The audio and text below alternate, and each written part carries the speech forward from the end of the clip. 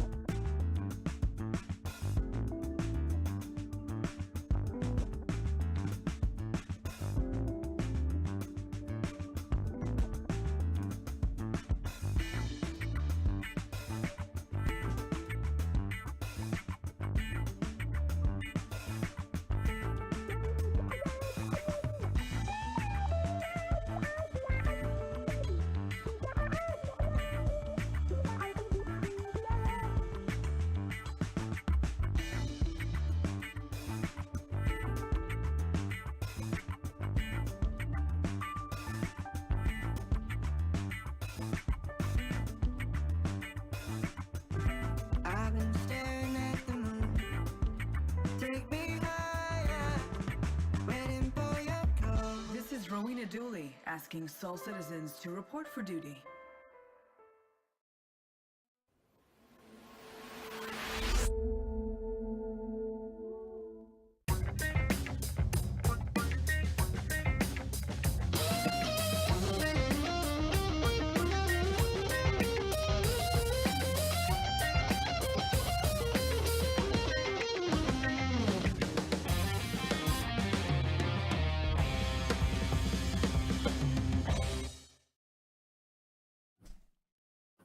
And good afternoon. Welcome everybody to the clatter of Calray's keyboard. How y'all doing? This is Griffin Gaming.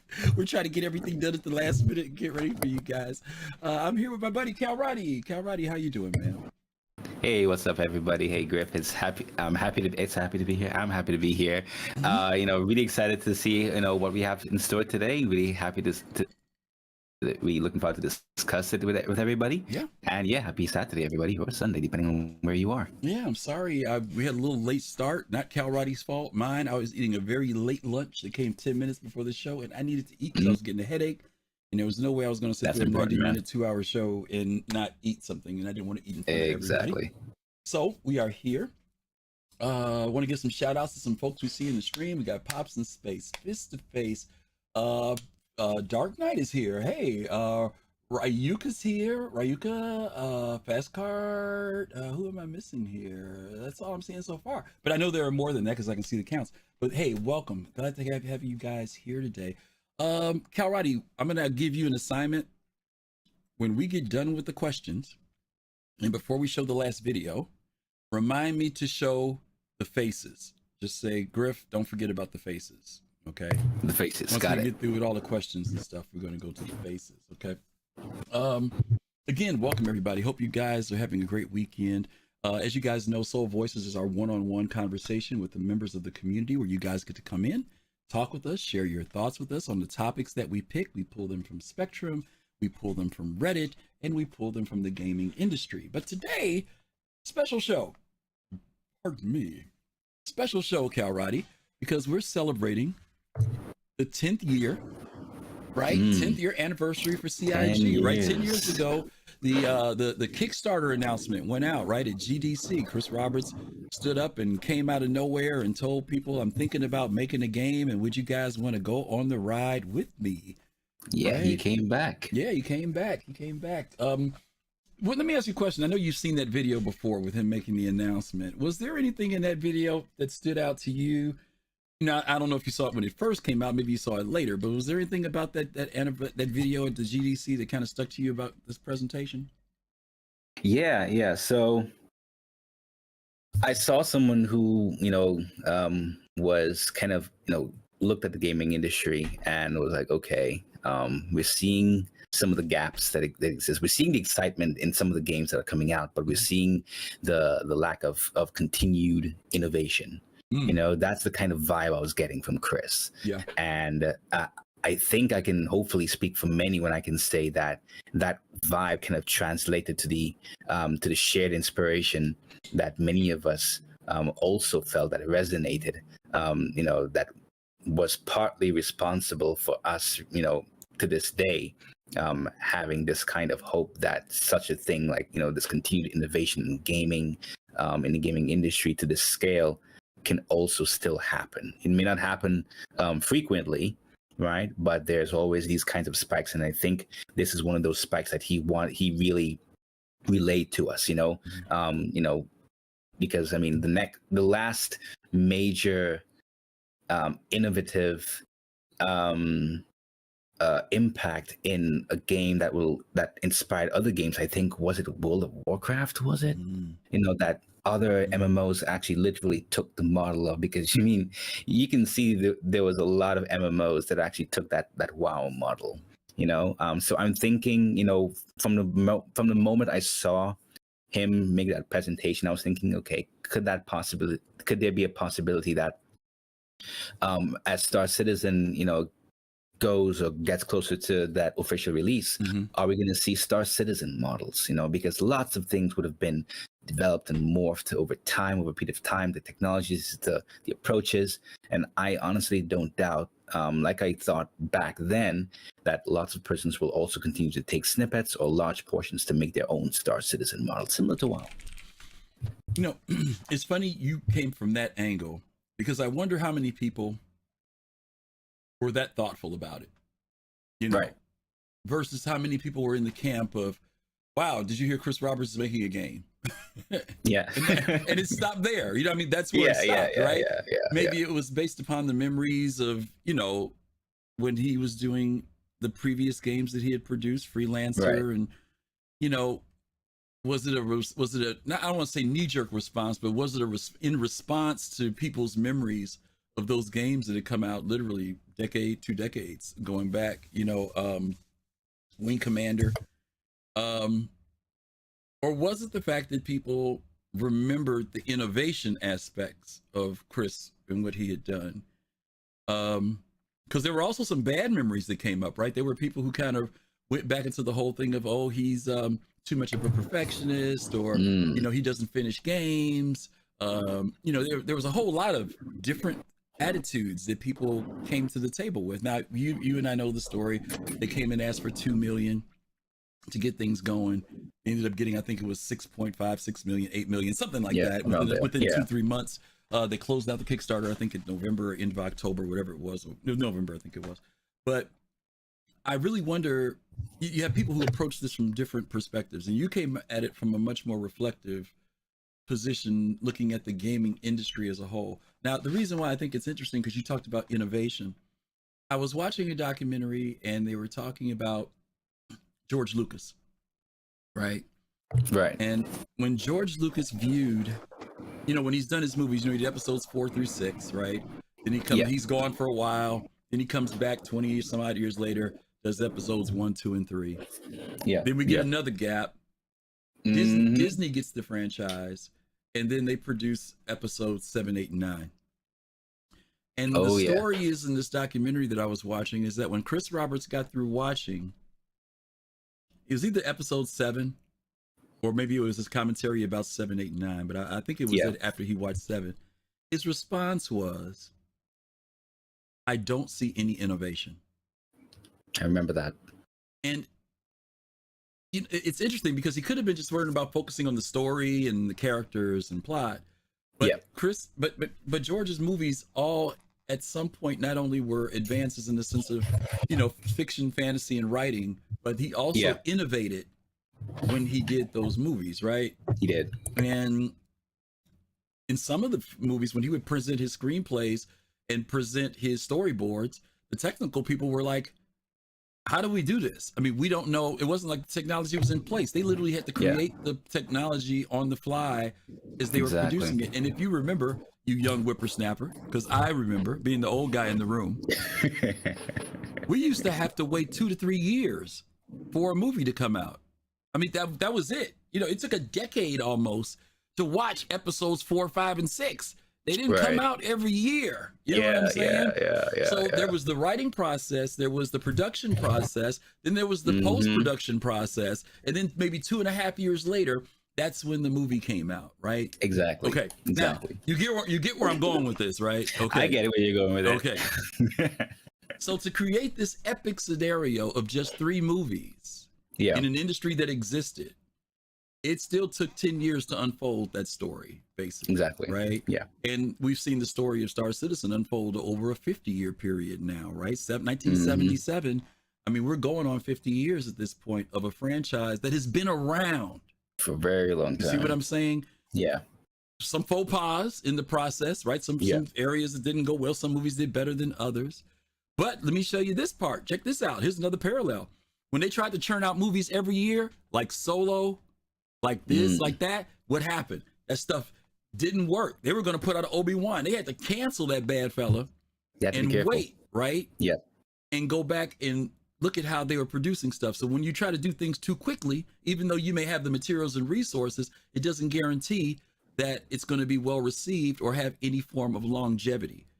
So those films that were churned out in a very short amount of time that were produced by Disney and stuff, you don't hear people talking about them still. You do hear people still talking about Empire Strikes Back or Return of the Jedi, right? Because they invested that time, that energy. Because the thing is, even if you have, like you said, the materials and resources, you can't just bank on that. You know, you need to put in the actual effort. You need some kind of design document to say, okay, you have to make this something that's going to be long lasting for people to remember, so that the movies or games that come after, they can properly resonate with that by remembering the things of the past. And that's why, especially, we can add to that with when Chris, presented that at GDC, they remembered. A lot of us had that nostalgia, no matter what game we played or didn't play, or rather, especially played in the past, that resonated with us because of what we experienced, from Wing Commander days, Privateer days, Freelancer days. So, yeah. By the way, I saw what you said about in relation to the 50 years, and that's why I said 45, 50. You said it's not 50. Well, yeah, it is 50. You want to know why? The movie came out in 77. They had production time before that, and he started working on it in 72. So believe it or not, from writing all the way through, it was 50 years. Yeah, I'm not counting from when the freaking movie came out. I'm talking about production, writing, and everything, okay? Just like with Star Citizen. We didn't start making the game in 2012, right? There was some time to build teams and production and studios and a whole lot of other stuff. And that's why I'm running this parallel. What is going to create longevity? What's going to create being around for a long time? Now, was there any guarantee that Star Wars was going to be a hit? Of course not. Lucas said he never expected it to become what it became, right? But it did. Yeah. And I'm saying, based on time invested, some things that happened, that there were ups and downs with those productions. But my point is, and I know a game is different than a movie, but I am saying that there are some parallels here. If we want to say, well, 10 years has gone by, what has happened? And what do we expect from Star Citizen? Do we want Star Citizen to be something that, like World of Warcraft, you mentioned it, Cal Roddy, like Eve, do we want to have these games that have been around and we can say Eve's coming up on 20 years? Do we want to say that we want Star Citizen to be that? And that's not going to happen in a microwave scenario. I don't see it. Historically, you can't look at things that are made so quickly and they just happen to stick around for forever, except for Halloween. No, I'm kidding. Those small crew of people that worked on it, and Halloween's still around. The movies are still I need to look around. into the history of that. Okay, let's jump into it. So don't forget to remind me about faces later. Got it. Okay, guys, we are here to talk about the 10th anniversary. And we've already had one show where we've talked about this a little bit. We went through CitizenCon. And, I think, Kyle Roddy, our reputation, I think, amongst the community is one where we're a fairly positive group. We have our moments where we critique and we say, hey, this is the CIG, y'all need to get it together. But overall, we're kind of a positive group. So what we're going to do today is that we're going to pull some questions that we saw on Spectrum and Reddit. Let's do it. Because these people, I think, are offering some genuine concerns. They are. But I also think that there are answers to those concerns. Now, obviously, maybe they'll get the answers from other folks who post. Maybe CIG people will respond. But we're going to give from our perspective, what we think would be maybe some solutions or considerations. Maybe that's a better word, Calradi. Yeah, Things that they should yeah. consider, right? Okay, so let's pick up this very first one. And by the way, there is a link that will pop up in chat. If you would like to come in and talk with us and express your thoughts, your concerns, your, hey, I wish CIG would do this, or hey, I think CIG is doing that, feel free to click on that. You'll be able to come in and talk with me and Calradi. So yeah, but again, we're going to focus in on some of these first questions we got. So let's look at the very first question that we have. Oh, before we do that, I messed up. You know what I forgot to do? I forgot to do that. I forgot to do that. Right? Oh my god! I forgot. All right, we got to at least do a moment of celebration for the 10th year, okay? All right. Oh, you cut out the part where Jared fell. Okay, no. Don't worry.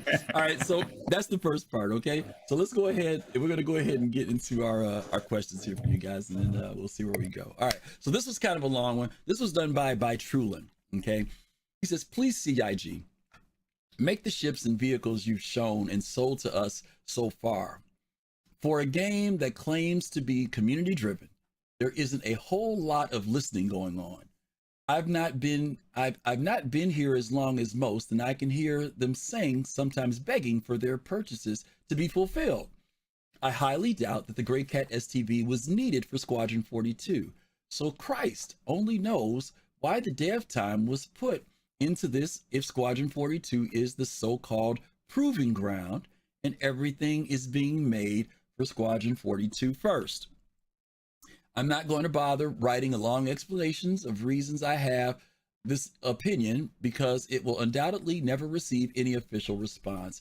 But I think it's pretty clear that we all just want to see our cool ships in the verse in some form or another.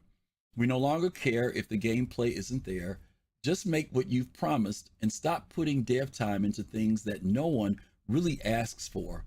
We are, after all, your primary investors.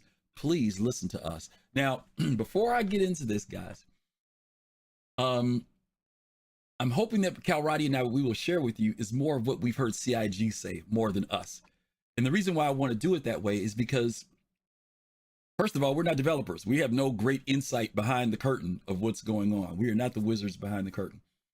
But secondly, there's so much information out there that CIG has done and spoken to these that it'd be very easy for someone, especially someone like this who says they haven't been in the game very long, to not know about, to have missed. Exactly. Even people who've been playing the game for a long time, maybe have not seen every 10 for the Chairman, every ISC, what's some of the other shows we've had? Reverse the Verse, right? I mean, shows that have come and gone, right? Ship Shape. Smashers. Bug Smashers. I mean, and I'm not saying that Calradi and I know them all, but we've seen a good chunk of them, which is why I asked him to be here with me today, so that hopefully we'll be able to respond with the answers that CIG has responded with, and hopefully some people may, if they got questions about it, they can talk about it too. So, Calradi, we got 3 people already lined up that want to come in. Okay, so let me get just an initial feedback from you, and then we're going to bring them in, and then we'll talk more in depth about the question. So, any initial feedback to this?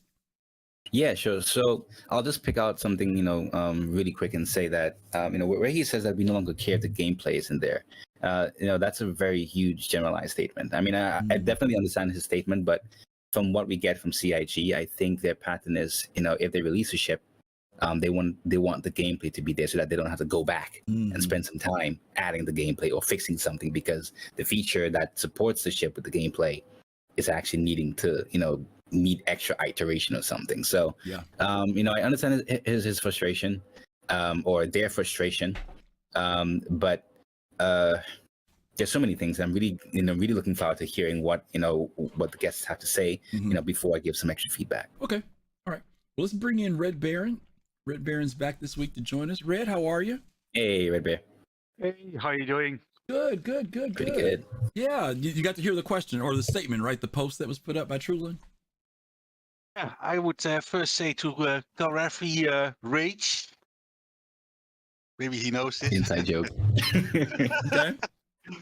Okay. Of course, I understand this gentleman's concern about not having all the ships done yet. I'm waiting myself also on a couple. Powder Mhm. Merchantman, for example. But yeah, that's still a little bit off. Yeah. But I think there's also a reason why those ships are not in yet. Because the gameplay is not in yet. We all know. We also want to see the Endeavor with all his modules and that sort of stuff. They're still working on it, and then you have still the ships that are out already. They have to refactor again because not all the systems are in yet for the ships. I don't know what kind of ships there are out there who have not the cargo or the extra loading or those components we can go in the Avenger, I think. Mm-hmm. You don't have those in as well. Yeah. Yeah. And they have to be reworked as well. And I think even the Constellation has now a size 3 shield generator. Used to have two size 2s. So I think they have to put some rework on that as well. And that's, I think, is slowing down development of those older ships as well. Yeah. Yeah. We've seen, like you said, let's use the Connie, for example, since you mentioned it. This is on the 4th version, I think, of the Connie that we have currently, right? And I remember, I've said this before on the shows. I remember when the Connie was out, I thought it looked great back in the day. Yeah. Oh, dude, I was like blown away. I was like, man, look at this thing. I'm walking through it, and remember they had the dining table that came down from the ceiling? Yeah, remember the dining table came down from the ceiling, and all that stuff. And I thought it was so cool. Now, when I go back and look at that thing, it looks like a gray box. You know what I mean? It's like totally different, right? And so there is this aspect of technology developing, because I remember when they put out the Mark IV, I think it was the Mark III or Mark IV, they talked about how many polygons that were used to make the old one, which was like millions, and they had reduced it down to like hundreds of thousands instead, with greater detail, right? It looked better. Some of us weren't around, or many people weren't around back in the days when, I think I talked about this the first time I went to Daymar, when Daymar first came out, and I was so excited, and I got out and I was getting 6 to 8 frames a second, and I thought it was so cool. You know what I mean? It was a slideshow, but it was cool, So we opened up this whole story, Red, talking the story about Star Wars and talking about innovation, right? While you're also developing a game. We're not churning out what was already existing. And I think sometimes people, they look at games as that way. Well, people have already done that before. This has already been done. There's a lot in Star Citizen that has never been done before. And we can talk about that a little bit later. But your points are well made, Red Baron. There's a lot. One more thing. What he says about not listening, I think they are listening, and I think the feeling of not listening comes that it takes so long. It takes so long before they come to that point that they fix that issue or make that gameplay they are waiting for. So that I think this is what the not listening feeling comes from. Yeah, I could almost say also they're not listening because CIG has answered this before. I could say the community's not listening because they've told us why certain things come out. The goal in general, yes, what they said is that if it's in Squadron 42, they'd like to those are the ships they want to give. This is other stuff that we haven't seen, but they said that they want to make it for Squadron 42 because both projects are being done simultaneously. It doesn't make sense to make a ship for Star Citizen Universe that's not going to be in the game, right? It doesn't make sense. So. But they've explained why that is, and the ship teams aren't just sitting back twiddling their thumbs and saying, "Well, if we've done all the ships that are in Squadron 42, we've got these other ones sitting around. We're just not going to do them." No, if they give us something else that helps gameplay in the Star Citizen universe, like the mule may show up in Squadron 42. We don't know, So it's an interesting point. But thank you, Red Bear. Those are good points. Thank you, man. Thanks a lot, man. All right, let's get Pops down here and get him started. Pops in space. How are you, Pops? Hey, Pops. Hey, how you doing today? We're doing good. So you got to hear the question and concern that this post here about wasting valuable time. What are your thoughts? Okay, well, I had basically 2 parts to it. Wasting time. We just saw about the 600i rework, the concept art.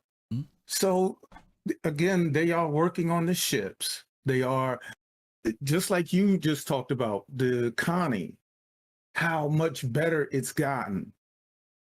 The third iteration of it. So they are themselves learning how to do ships. They're going through different gold standards and things like that. But more important to me, not necessarily more important, but okay, if they just worked on ships, we would be in the verse flying around in Banu Merchantman's endeavors and all of this with nothing to do but fly around. So You know, Fast maybe actually won that. Yeah, but Pops, at least you can fly around. I've been waiting on my Polaris and I can't do nothing. At least you can fly around. Yeah, but okay. Now they just upped the what? They just started upping it to 100 or so. So what if we go back 6 months to when there's only 50 people or so on a server? I've got a Polaris. You've got your 600.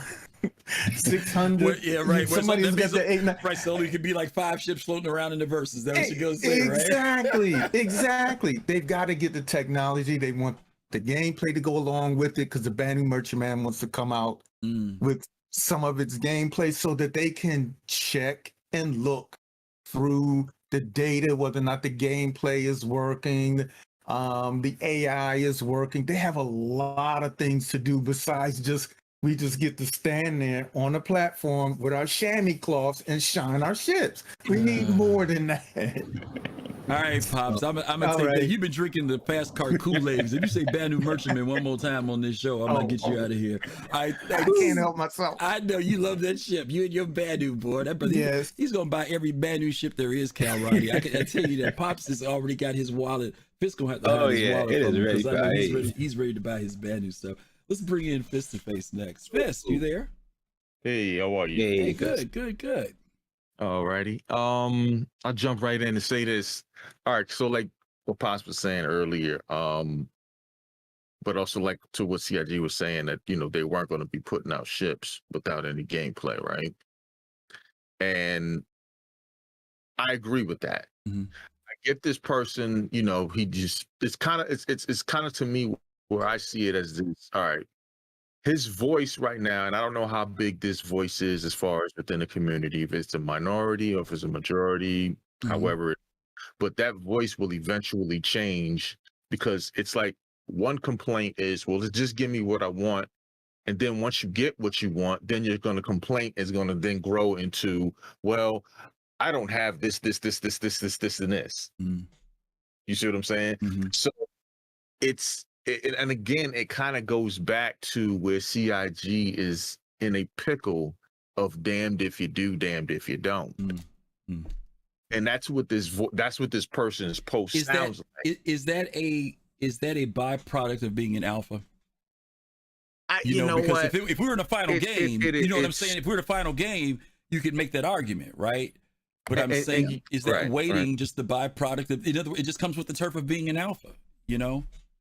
Right, and I think that's and here's the thing and you're glad you point that out because I remember when I signed up for another game, Ashes of Creation, and they're in open development as well. And one of the things that Steven Sharif said, who is the head of the game company over there, he said that the problem with open development is you get these things like this, like you said, you know, where people, when they see something, you know, and they'll see the combat and they'll say, oh, that first iteration is trash. And you'll lose that person.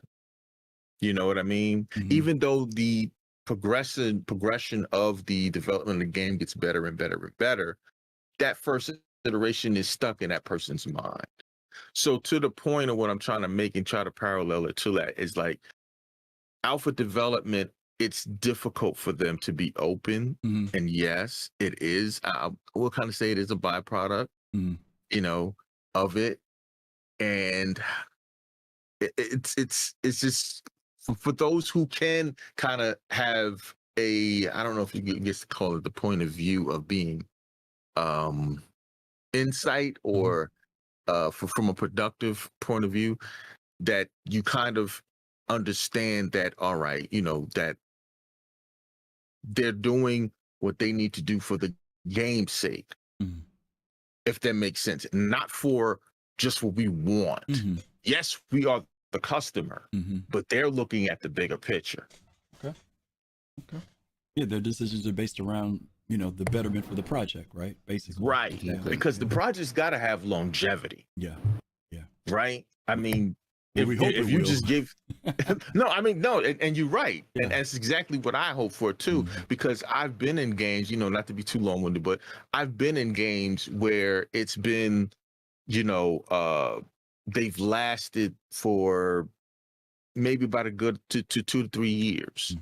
And not necessarily that the game hasn't continued, game couldn't continue, but the community dies off, Right, or whatever, because there's no innovation, there's no content or something in there that doesn't hold the players or the community to that game. Yeah, makes sense. Yeah. And there have been a lot of good games like that, right? But they have a certain time. The servers are empty. Nobody's out there playing them anymore. Or the next new flavors come in and it's redirected people, right? You have to and development teams change, whole lot of stuff. Yeah. Exactly. And the biggest downfall that I'll say, the first MMO that I've ever played was DC Universe Online. Biggest downfall of them was at one point was catering to that voice. And that's the voice that I'm talking about. They catered to, and they said it themselves, they catered to the elitist. And they brought out content, and what happened was the community died off. Right. Okay. All right. This good stuff, man. Appreciate you. Thanks a lot, man. Thanks for the good words. Points. Oh, no problem. All right, Calrighty, I'm going to go to you, then I'll do mine, then we'll get on to the next one. What are your thoughts? Yeah, so it's definitely a fine line that CIG has to continuously walk on, and I honestly don't know if they'll ever thicken that line of satisfying while continuously moving forward, while also bringing what they've said. Okay, we have to bring these ships back up to snuff. It's a lot of satisfactions that they have to meet, and at the end of the day, they won't be able to satisfy Paul or Mary or Henry continuously. At some points, many people will get something that they actually want, and it's only a matter of patience, which continuously is something that patience is something that all of us have at different levels. As much as we understand that this is an alpha, I can totally understand this person's frustrations and other frustrations in the community, because all of us has a different level of patience, which is fine. It's just a matter of, no matter what, as beaten as this statement may be, we have to remember it's an alpha.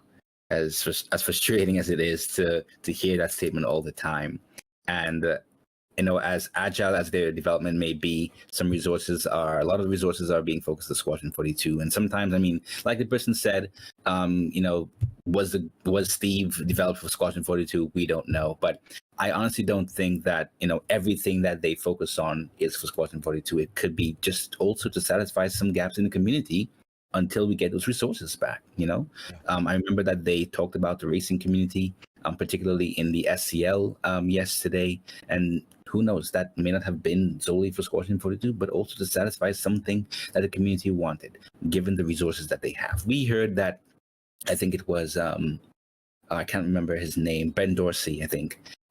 We saw on Spectrum that delaying something that we thought it was minor, or focusing on something that we thought was minor, would delay PES by an extra 2 months. And because they were, trying to get or hold on to an engineer. And we here are thinking that, okay, they have 800 people.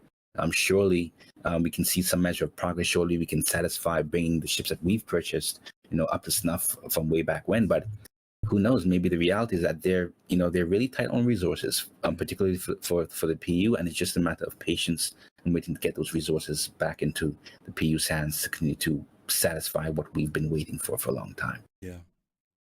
You know, it's funny you mentioned about resources. Sometimes we hear that number when they talk about the staff, 700 Right. plus folks that work there at CIG, but that's also spread across 6 different studios. Yeah. And Not all of them are developers. Right. And let's just pick a random number and say you've got, I don't know, let's say 40 let's say you got 100 programmers. I'll just pick that as a random number. But you still got them divided up in different studios, working in different time zones. You may have only 7 at one studio, 6 at another one, 8 at another one. Yeah. Each one working with different things. And I think about some of the ships. I know just recently they talked about like how long it would take to do a ship like the Polaris, and they roughly said like almost 2 years. Yeah. And I think that sometimes we look at the exterior of a ship and say, oh, well, that shouldn't take that long to do. But it's not just the exterior. It's oh God, this week's sneak peek is a good clue to what's going on. I won't say what it was because I know we're going to talk about it on Thursday. Yeah. But they're talking about these ships having ventilation systems, like real life support systems that run through the ships, right? Yeah. Electrical conduit systems, right? Circuits, fuse areas, all these different things. And just recently when they were showing us the interior, that 3D view of what it looks like inside of a Javelin. And the local map. Yeah. You know what I mean? Yeah. I mean, there's the amount of work that's going into this stuff is almost stupid. You know what I mean? I'm saying stupid in the sense of just ridiculous the level of detail. Now, for some people, they may feel that it's overkill, right? Yeah, and they may not care about that because that's something that may not have come on board when they purchase the ship, and that's fine. What they're used to is getting shot 3, 4, 5, 6 times and blowing up. Yeah. They're not used to shield penetration, armor penetration, possible cutting off a circuit board that messes up a component that catches on fire that now I have to respond to and decide whether I should respond to and whether I got to go get it and put it in. I mean, this is a whole nother level of gameplay that if you know Chris Roberts, that's Chris Roberts' gameplay. Exactly. And we're bringing to the table our version. Yeah. You know what I'm saying? We're trying to bring our experiences of how gaming should be and say, well, it shouldn't take that long, or it should have been out by now, or it should have been done. Well, we've never seen a game with that level of detail and the time it takes to do it. I didn't mean to cut you off. What were we going to say? Oh, yeah. Well, I was just going to say that's why I keep saying that, at the end of the day, no matter what direction this game goes in, I always tell anybody that I speak to with regards to this, keep an open mind, because if you stay on something or you stay fixated on something that you really want, and that thing changes, then what's going to happen if you stayed fixated? What's going to happen to your reaction, right? Because at the end of the day, if you stay fixated on something or you keep and stay that way, you may not actually enjoy the final product. Yeah. So keep an open mind. We totally understand all these frustrations. All right, but try your very best to keep an open mind so that whatever direction this game goes in, at least you understand the underlying theme of, the ambition behind this game and the potential patience that it requires, as it develops. Jared's line about the only constant in game development, right, is change. Yeah. Right, and he says that all the time, and I think we also get so used to hearing him say it. We're not really listening to that. It is a constant. Things change.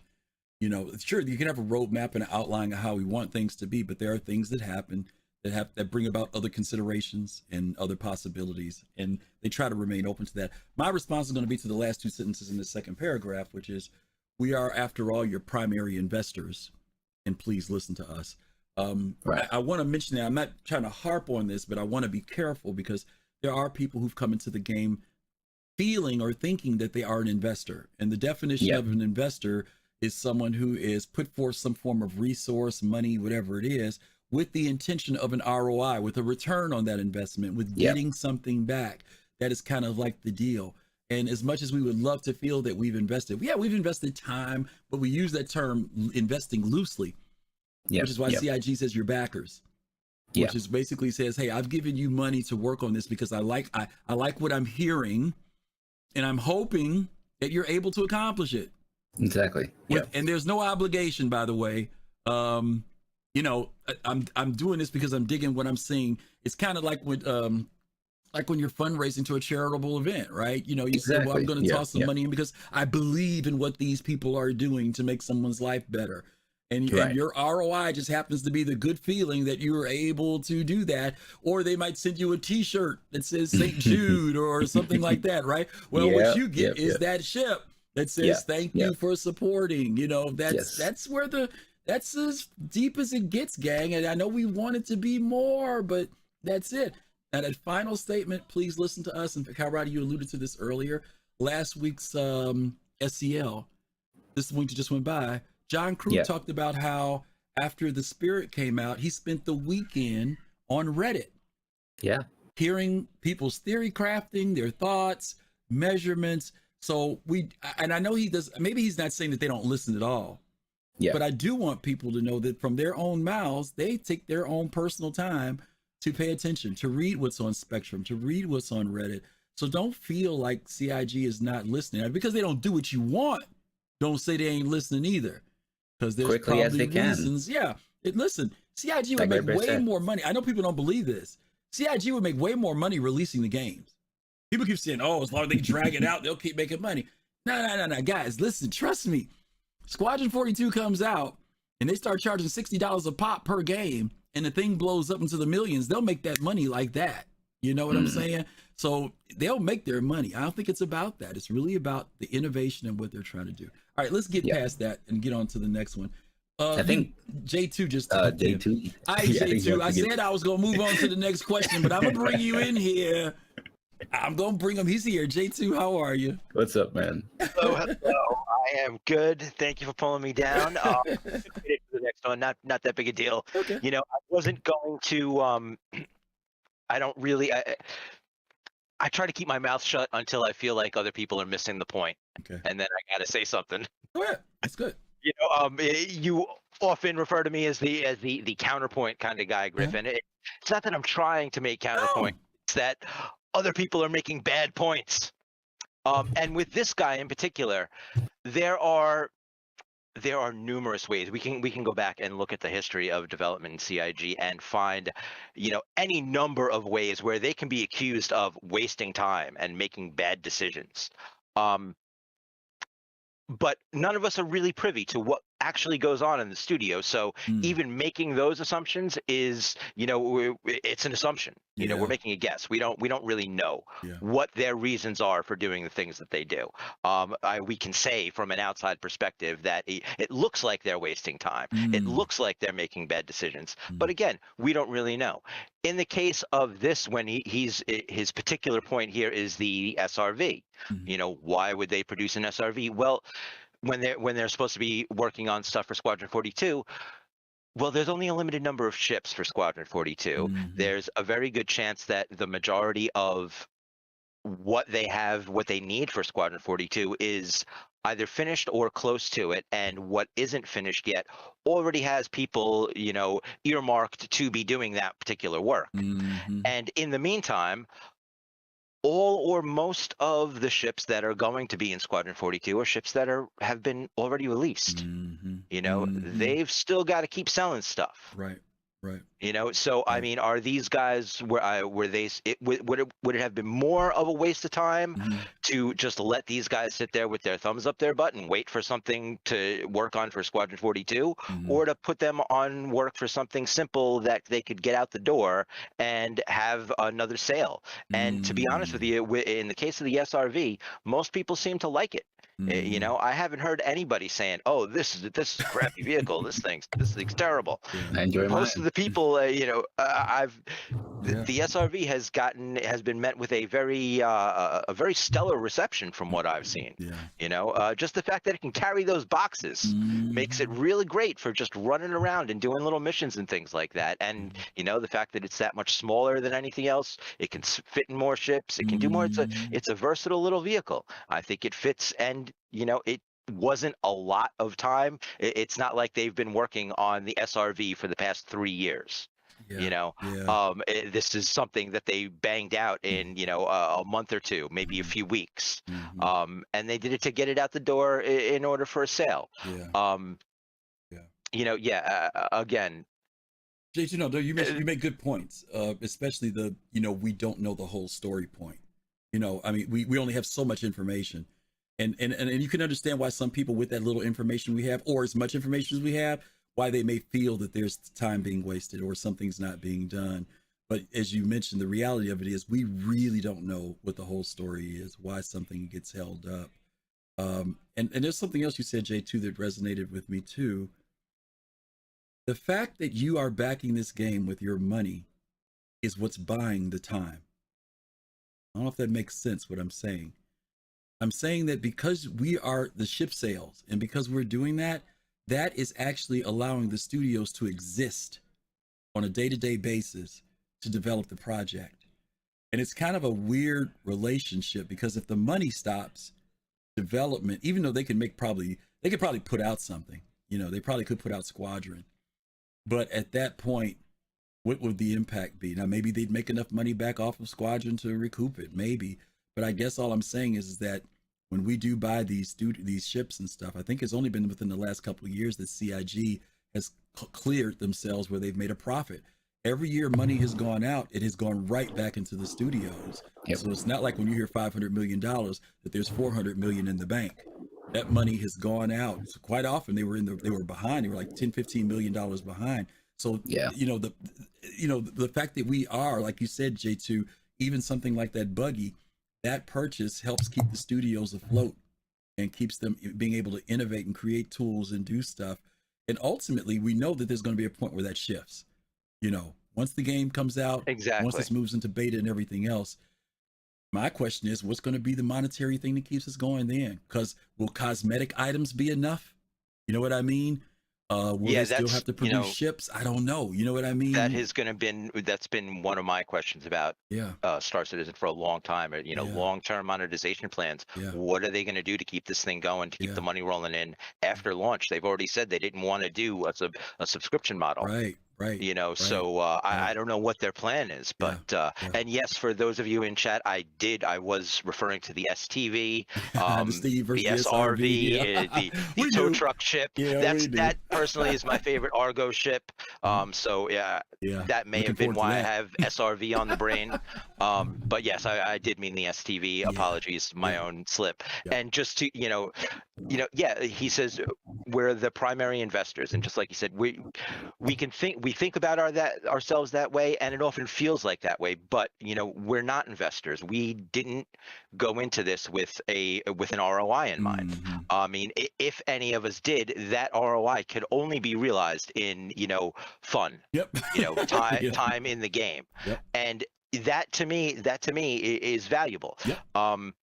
To compare Star Citizen to other games, I mean, there's a certain component, the immersion, the visceral feeling that I get from playing Star Citizen that I don't get from other games. Yeah. So that, no matter how much, because that can't be quantified, it's essentially priceless. Yeah. So no matter how much money I sink into it, it's always going to be subjective as to whether or not I really got a return on my investment. Yeah. And I think, a lot of people feel that way, and they confuse that sort of sensation, that emotional investment. And that emotional investment, I think, is what the majority of us, the most that we put into it is the emotion that we feel, how bad we want to see the game come out, how bad we want to play it, how bad we want to live this experience. But again, that is a non-quantifiable thing that you just, it's subjective. Its value is subjective. On one hand, it's worthless. On the other hand, it's priceless. Yeah, that's good stuff, J2. Quite true, man. Good way to close us out. Thank you, man. That's good stuff. Thanks so much, J2. Absolutely. Yeah, awesome. Okay, that's good. He shared some good stuff there. Let's go ahead and go to the next one here. This one's from Spectrum as well, like the last one. This one was called 10 Years and Still Extremely Disappointed by Kessl. Exactly 10 years ago, I did fund Star Citizen, hoping to get a nice space game, not an endless alpha. I am extremely disappointed, not only by CIG, but by myself. So many unfulfilled announcements and still no game to play. Extremely disappointed. Does not even begin to describe it.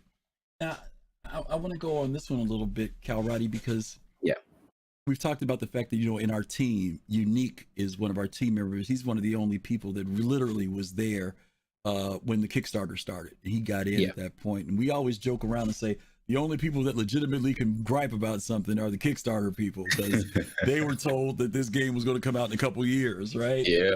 So there's a part of me that feels for this person, for Kessl, because if they came in with the intention of Squadron 42, remembering Chris Roberts from Freelancer and from Star Lancer and from Wing Commander, and said, hey, this guy's putting out a new, because there was actually like this weird hunger that came up right back then about space games again. This is like George Lucas coming out saying, I'm making a new Star Wars, you know what I mean? And it's going to come out in a couple years, right?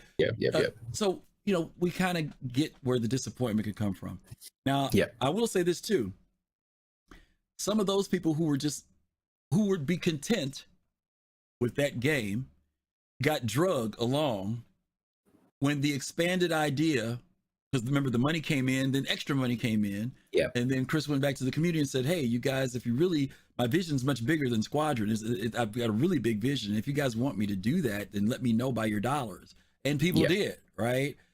Now here's this poor guy, dude, I just want my Squadron 42 right now, and the community overwhelmingly approved or said, let's make this universe something that we can not just play once, but we can go to again and again. So this person feels like I didn't drop my money to be caught up in an endless alpha. Right. What are your thoughts? Anything? So I want to hear from you and a lot of the, so in my view, I can definitely see where this person is coming from. Because like you said, they would have, had one vision of what was explained to them. And then of course, here we are. And, I go back to what I say about keeping an open mind. But at the same time, it sometimes can be difficult for someone, they can only be as patient as they can. But, in their defense, and I'm going to kind of go in their defense in this way, I see in different pockets of the community, especially on the older or the older heads, and not just for those who backed from the very beginning, because I don't know how old this person is, but, the actual literal age. And I'm very curious, to hear from your perspective and those who are physically older, what, the views on the amount of time it takes for this project, to actually take, because sometimes in certain pockets of the community, someone may say a joke that, I just hope that I'm alive when this project comes. And sometimes some persons may say that, and they may be much younger, but literally that actually could be the reality of it. They're literally hoping that they're alive when the project is complete. No, it's a valid question. It's a valid question, and I'll answer it. I've told my family, I have these accounts with these value chips in it. If I keel over, don't dismiss that as nothing. You're right. Go sell it. I mean, I've had to say that about a video game. You know what I'm saying? I said that about my Steam account. You know what I mean? I got 100 games in my Steam account. I can care less about it. I have actually had that conversation with my family and told them that there's invested money here, and that you can listen. There's enough money in this account that they could bury me and have a really nice funeral. Okay, and that's all I'm gonna say. Okay, really nice funeral. Okay, so have I thought about mortality? I mean, in the literal sense, absolutely. I have. I have friends who are 70 years old, 80, who are playing, who are interested in this game, and they have both jokingly and seriously said, not like from a I'll probably be dead when this comes out, but what they have said is that I hope I get to see this game come out, right? And that's a real thing. They're not just saying that by chance. But check this out. You don't have to be an old guy to say that. You could be young. That's true. Yeah. You could be young. Now, is it unfair that it's taken 10 years to get this far? Some people may feel yes. Especially someone like this who says, I got into this for Squadron. They said maybe it'd be out in 2014, 2015. That's 7 years ago. I thought I'd be playing this game by now, right? Right. But then for the person who says, I understand the process, I understand what's trying to be done on a bigger scale, is 10 years too long? That answer to me would be no. If the time is being managed well, if I'm getting, and most of us have always said this, as long as we see progress and we feel that the progress is happening, we're cool. when we get to a point where we don't see progress or we don't think things are happening, then we're going to start, the pitchforks and stuff might start coming out, right? For some folks, the pitchforks just come out anyway, but I'm just saying it's conditional. And I think that, CIG has, you mentioned this, the balance that they have to do of producing enough to keep us interested, because it can't be just the screenshots and the pretty sky, right? Exactly. There has to be enough there. I'm always amazed how there are some people who say they can come to the game and there's nothing to do. And then there are other people who come to the game and say, I'm in here every day. What does that person see versus the other person? What does the other person not see that this person does see? The game is approached so differently. J2 said this a minute ago, from different people's perspectives of what they want out from the game. For some people, they'll say it's the community was sufficient. My 10 years of getting to know people has been great. For other people, it's the gameplay. So, okay, we got folks already back in the room again. Yeah, they're ready. Let's bring Red Wolf in, and then we'll get Red Baron and then Pops. Red Wolf, you there? Yeah, I'm here. Hey Red, how are you? I am doing great. Good. So you heard the question. Yeah, you got any thoughts? Yeah, okay. I'm a little bit older than Griff, but I'm not as old as Cosmic. Okay.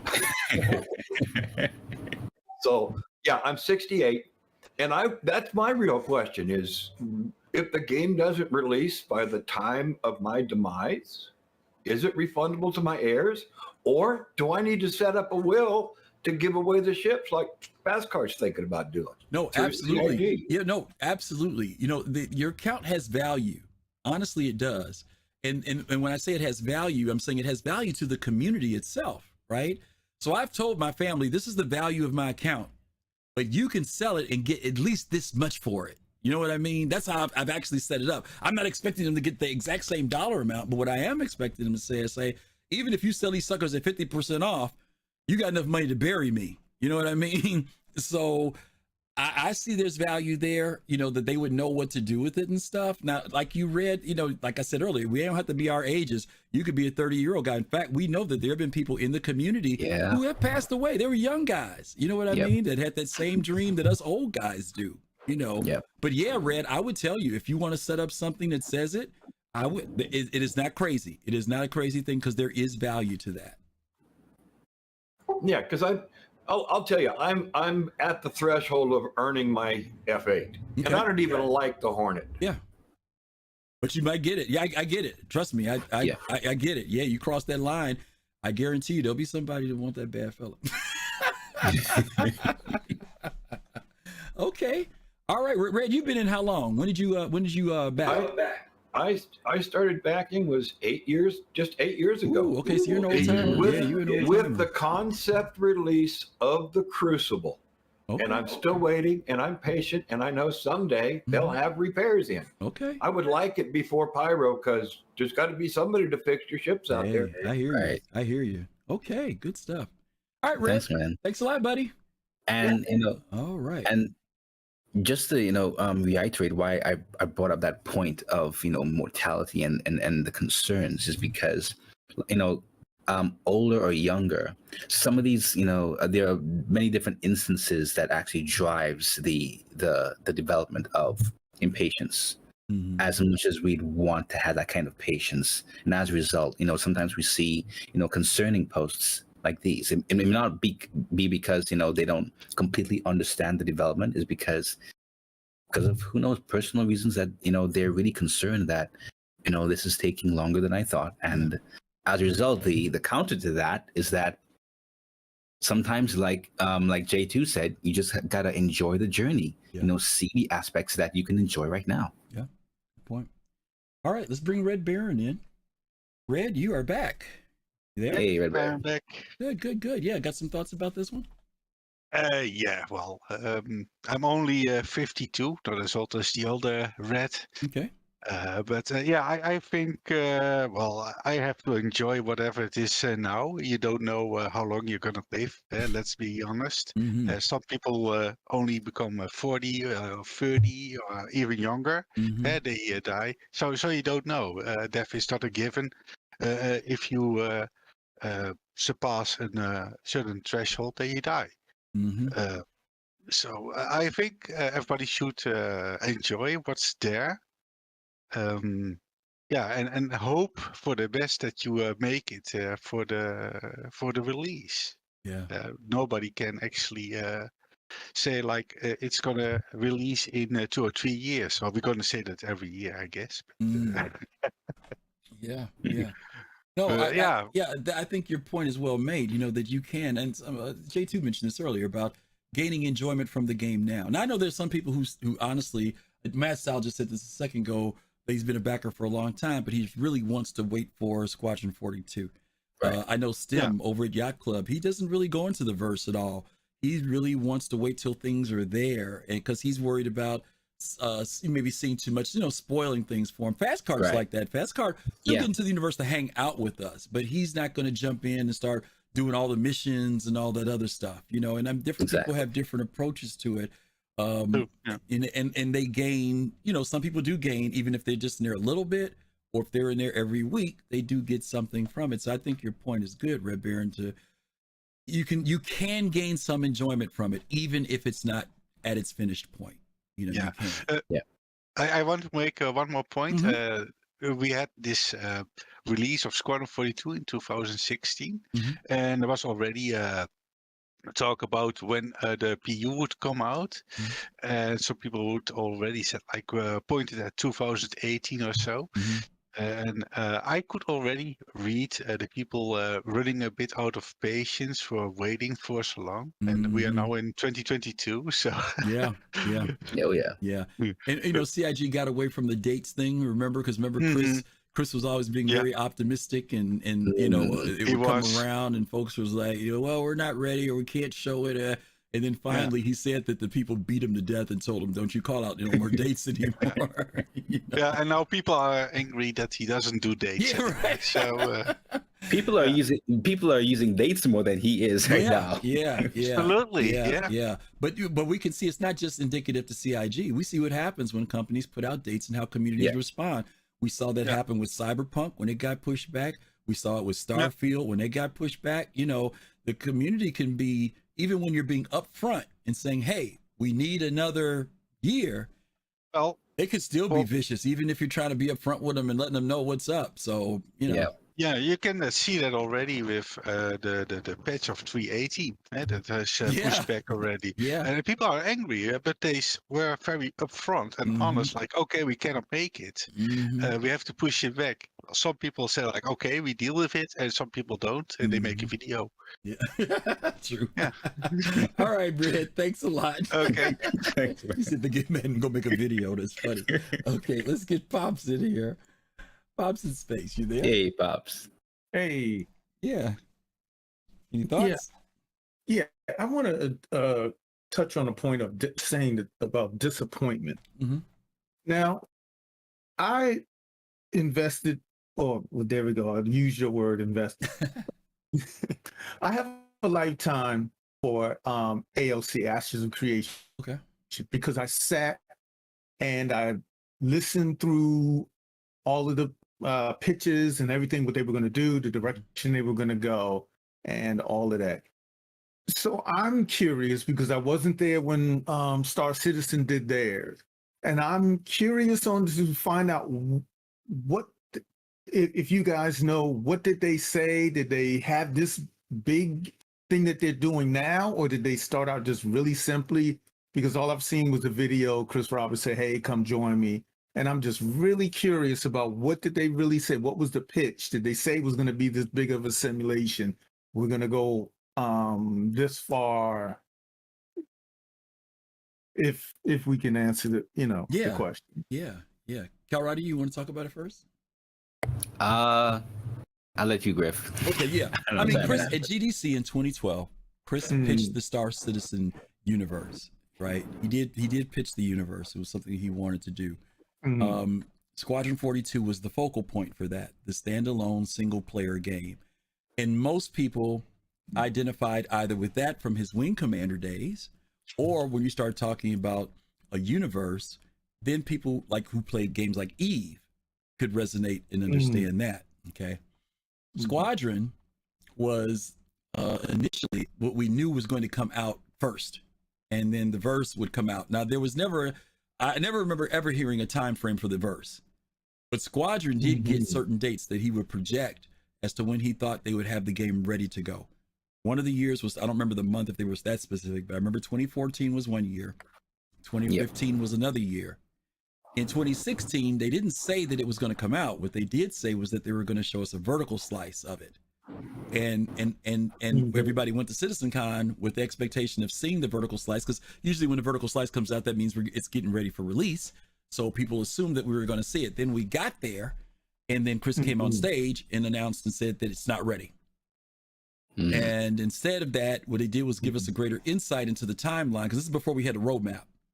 And this is when he gave us the timeline leading to 3.0. And 3.0 was going to be like the big, like how we're looking at 4.0, that's what 3.0 was going to be. Okay. So the dates, and it's easy for people to blur the lines about dates when they talk about, because whenever people reference this game, they usually reference Star Citizen, not Squadron, right? So when people say Star Citizen was supposed to be out long time ago, it's like, no, Star Citizen wasn't supposed to be out long time ago. Squadron 42 was supposed to come out long time ago. They never really gave us a date for Star Citizen, the universe, as they called it, the persistent universe, to, it'll be out by this time or whatever. Okay. Does that help? Yeah. So there was more information on Squadron than it was on than the verse. In the beginning, yes, because once they started doing the what they call it, Calrati, the what do they call it when we got the different amounts of money? The Kickstarter, not Kickstarter. Oh, the Kickstarter, No. The goals. The stretch goals. Yeah. The universe began to expand once they put stretch goals in. Stretch goals is like, well, if we get to this amount of money, we'll add this to the game. And then if we get to this amount of money, we'll add this to the game. Okay. And that's when that started to build out, because obviously they need money to be able to do those different things, right? Exactly. So we can go back. There's a link. I don't know if Admiral or Fast Cart's around. If one of them can find the original, you can actually go on to Kickstarter. The Star Citizen Kickstarter information is still there. And you can see the original pledge amounts. You can see what Chris promised. So if one of you guys can pull that and drop that in. Yep, she got it. Yeah, not the funding goals, Fast Cart. I want the actual Kickstarter that had down what Chris was going to do from the beginning, the original promise. And then the funding goals, which Fast Cart did put in there. If you guys want to see what those were, I think those went up to 65 million. You can see those as well. Okay. And that'll be helpful. It will be helpful, Pops, for you to take a look at that. Okay. Okay. No, thank you. Thank you so much. Great. Awesome. All right. Good stuff. Good stuff. Okay. All right. Let's bring J2 back. By the way, if you guys want to come in and talk to us and share your thoughts, click on the link that pops up. It'll bring you into the green room and we'll bring you in and you can share your thoughts. Otherwise, after J2, we're going to go on to our next one. J2? Yo, you're in. Hey, man. Welcome back. Thank you. So, yeah, this is another one. I mean, disappointment. I don't think any of us can sit here and say that we're not disappointed in some way, shape, or form with how things have gone. The question is how much of I don't know. It's difficult to really sort of put your finger on this because. Like you said, and we were just saying, we're not really investors. We're backers. We put our faith in the project. How much do we deserve as a reward for faith? How much are we, allowed to be disappointed? I mean, I say that it sounds sort of, it sounds bad to say it that way, but I mean, to what, how much say do we have over what CIG really does and doesn't do? I mean, they took longer. It's them. This is Chris Roberts' game. It's his baby. How much say do we really have over how he raises his baby? Yeah. I mean, I'm disappointed. I thought I was going to be playing a much more complete game a significant amount of time ago. Yeah. I thought we were going to be much, much further along at this point. Yeah. But at the same time, we can't foresee the future. Can we really blame them that they haven't been able to figure out server meshing? You know, it's a brand new piece of tech that no one's ever really done in the way they've done it before. And in my opinion, they significantly overstated their ability to do so and the time frame in which they did. But the fact that they couldn't do it, I mean, how upset can we get about that? Yeah. There's a yin yang to it, right? Because we've seen 3 different versions. Remember when it was socks, and then it was something else, and then now it's PES, right? And and they told us, the last thing that they tried to do, they couldn't do iCache, not iCache. It was something else that was called before this, and they realized it still wouldn't accommodate what they really wanted to do. So now we're at the PES stage. But then there's other things, like remember J2 back in the day, we weren't supposed to be able to fly anywhere on the planet. Remember that? You would be brought into certain locations, landing zones. That's where the whole landing zones thing came up. And they said, exactly. We'll work on that later. So they said, we'll do that years later. But by fluke, one of their people, programmers, came up with a way for it to make it happen years in advance. So there was some things that we expected to see, and then things that we never thought we'd see. So there's like one, it's a trade-off. You know what I mean? And so, Jared always has this thing about managing expectations. And sometimes I wonder if the extreme disappointment that's expressed in this, does it come from... Does my disappointment come from what CIG said, or does it come from what I heard? Well, that's what I mean. Like, is my expectations making you so disappointed because I was so expecting it? That's why I feel so bad, or is it the reality, right, of what happened? Yeah, and the other thing, this whole argument, it swings the other way too, in that if this were any other game. All of these decisions would have been made behind closed doors. We never would have heard a thing about it. Star Citizen would have been something that we heard about, 10 years ago. Maybe some of us threw in $50 or something like that. And then we don't hear a thing until they're ready for a beta, So in that respect, that was CIG's choice. That was Chris's choice to do it this way, to approach development in this manner. When they turn around and they say, well, we're not beholden to the community in that matter. Well, you chose to be by putting everything you do on display.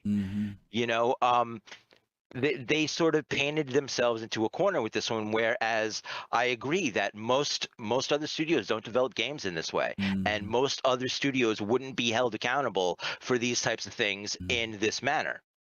But this is the path CIG chose to walk. So therefore, they have to accept a certain amount of onus for what goes on. They have to, they told us they were going to be open and transparent, and we were going to see what goes on. And the stuff that people have been upset about have been the ways that they haven't. It's been the times that we've been sat here guessing, saying, oh, well, they did this, and why are they doing that when they could have done this? It's just like the last guy. Oh, why are they building the STV when they should be working on Squadron 42? Well, we don't know. We don't know what they're doing in there, and it's the question of how much of it should they really be sharing with us. In my mind, they probably should have just kept their mouth shut from the beginning and, kept it all. But then they wouldn't have been able to sell ships and continue the funding in the way they have been. Right. You can't win so either way, right? Exactly. It's a catch-22 that they're caught in. I don't envy the position that they're in. But at the same time, they've got to figure out how to deliver something. Yeah. There are things that, if I were to, we've got a show coming up in a few weeks called Sweet and Sour, where we're going to talk about the negatives and positives of the development process. One of the things that I had listed on there was, if you guys remember when, what was it called? Carol, remember when everybody was wondering about Squadron 42. They came out with that weird little vertical slice of it. And then they had that show called The Something Room. Oh yeah, the briefing room. The briefing room, right? Yeah. And everybody got excited because they said, listen, we're going to do these every once in a while to give you updates. There was Briefing Room episode one we ever got. And that was it, right? Okay. Now, I was disappointed because I was hyped. I was like, okay, but I don't have a problem that they didn't do it. I have a problem that they didn't tell us that they were going to stop doing it, that they didn't want to do it anymore. Because once, like you said, J2, once they put themselves out there and said, hey, we're going to do this thing called the Briefing Room, and I was pumped. Brian Chambers was over, blah, blah, blah. Next thing you know, no more episodes. That's the stuff that, for me, is the valid criticism. Like, hey guys, come on now. You say you're going to talk to us about it. You put out one episode and we never hear anything again from it. So exactly. that type of thing is the thing that for me is like, okay guys, no. Transparency is loose too, because people, and not you, but people will say, yeah, they're not being transparent. But to your point, J2, they might be 85% transparent, but the other 15% they ain't going to tell. Because people don't also pay attention to when they do tell us too much stuff, how people act too. People go crazy. The information that they go out there, they start putting out bad info. Y'all already know how we already go into the coding and pull stuff out now, you know. And if something don't get delivered that they said they were going to do, or they changed their mind, well, they promised us, they told us they were going to do this. So like you said, J2, it's kind of a damned if you do, damned if you don't, you know.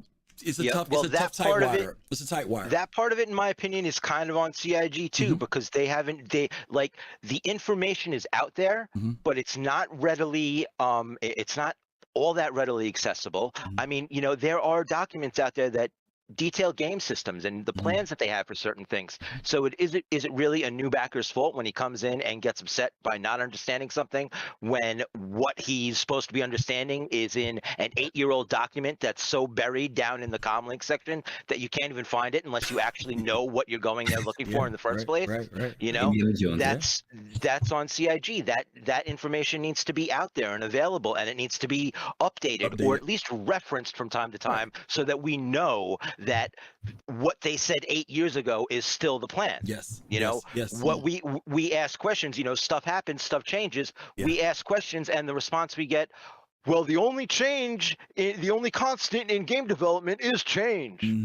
Yeah, that's a very helpful response. Thank you very much. That explained so much to me. But it's a true response, J2. It is a true response. It's a true response, but if you know, and to your point, I agree 100%. About when it comes down to when the consumer or the backer genuinely is trying to find those answers, and they go to a website that has information that is last looked at in 2014, that there's no update there, even if it's just an annual update at the bottom that says updated, you know, December 2021, at least I can know. Or if ship numbers are off, and I know that things can change, and I know that that's a clause that's there too. I believe 100% when it comes to that communication and transparency, they need to make sure that it stays as up to date and current as possible. Because I agree, if I'm that person who really wants to learn more about this game, and I go back and read about Death of a Spaceman, and the last time it was posted was, you know, I'm just picking a number, April of 2013. And I say to myself, this is 9 years later. Is this still relevant? You know, maybe it is, maybe it isn't. You know, exactly. I agree. Chris and CIG are allowed to choose whatever standard they want as far as what information they release to us and how they release it. The issue comes with is that once you choose that standard, you've got to maintain it. You got to follow through. Yeah. Okay. Point well made. Okay. Thanks, J2. Good stuff. Thanks, man. Good stuff. Let's get BBG in, then we honestly going to move on because we are running late today. Good googly moogly. BBG. Yo. Greetings and salutations, How are you, brother? Good. Any thoughts on this? A few. Okay. All right. Just do a couple, please. We're running late big time today. Yeah, I will be quick. Okay. Because I feel like you all have covered so much on this. I don't want to beat dead horses. There's going to be a normal distribution of reaction to something as unique as Star Citizen development. Many people have touched on this across this question and other portions of the day, but we don't see development like this. This is unique in our lives, right? So even though everybody comes, where you stand depends on where you sit, and people come from the perspective they come from, there's not a lot of this type of development going on in our lives. So there's going to be a normal distribution of reaction to that. Where I sit on that continuum is I treat this as sweet bitter versus bittersweet. Bittersweet sort of connotes the idea that we're at the end looking back. And sweet bitter sort of connotes that we're at a process where some moments excite me more than others and some moments disappoint me more than others, but I'm on a journey with a thing, right? I also don't just position myself as consumer in this relationship. right? I don't just have a commodified, corporatized relationship with the project. There are some projects where I do have that. There's some products, for example, that I might back on Kickstarter where the relationship is strictly quid pro quo, right? But here for me, it's more about the emergent community that has surrounded the project, right? Even though a lot of my resources have been invested in the project, it's really about the human beings and the human experiences that have grown up around the project. And then, you know, you talked a little bit about communication. Communication matters, but it for me, it is also about folks who say communication, but really want to change the power relationship. They want language to change the power relationship. They want to have language as a tool set to beat the developers over the head to get what they want, right? And that is not communication. Communication is a two-way street. Everybody has accountability and responsibility in that. It assumes the best of the person that's in front of you because so many things can be unsaid. 85% of communication is body language. When it comes to dealing with an organization, it's organizational language. They have a responsibility not to put everything into a black box. We have a responsibility to recognize we're not going to hear everything, even if it's told to us directly. We may not be ready to hear it. Right. So for me, this project, again, is unique in my experience. If every game I wanted to play was being developed like this, I'd be out my mind, right? But because it's one game that is stretching its reach, trying to exceed its grasp, I've got a lot of room for that. And you know, I am engaged in this sweet bitter process. But what makes it possible is spaces like this and communities like this. So that's how I feel about it. Okay, great. Well, thank you, man. We appreciate that. Good thoughts. All right. Good thoughts.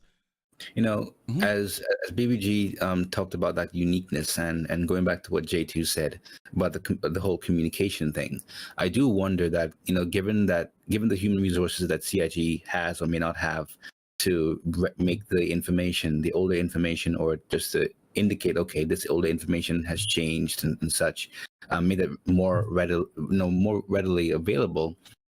Is it that CIG also trusts that the community may also provide that information or the latest information to address these kinds of concerns? You know, because I mean, I would assume that if I were a company and I wanted to withhold or uphold my reputation, and I had the human resource to quickly provide that kind of information or ready the website in such a way to, you know, make that information easier to access, especially for new backers, I would do it.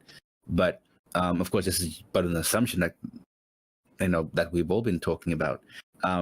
Assuming that they don't have the human resource to make that information, you know, more readily available, do they rely on the community to support the community? You know, to, you know, allow those who know better to say, hey, refer to this document or refer to this article. Let me ask you a question, though. Would CIG do themselves a favor? And I know this might be a bit radical, but this whole project is radical, which is why I'm going to suggest this, right? You know how we have these different third-party websites where people have put down statistics, numbers, broken this stuff down. What? It frustrates me that I can't go to the official website to find that information. But I've got some person in the community who has put in dozens, if not hundreds of hours to make that information available. Why doesn't CIG tie in some way or other with a, what do you call it? An API? API or something. Yeah. That, so now the official source as well as the third party source is connected. You know what I mean?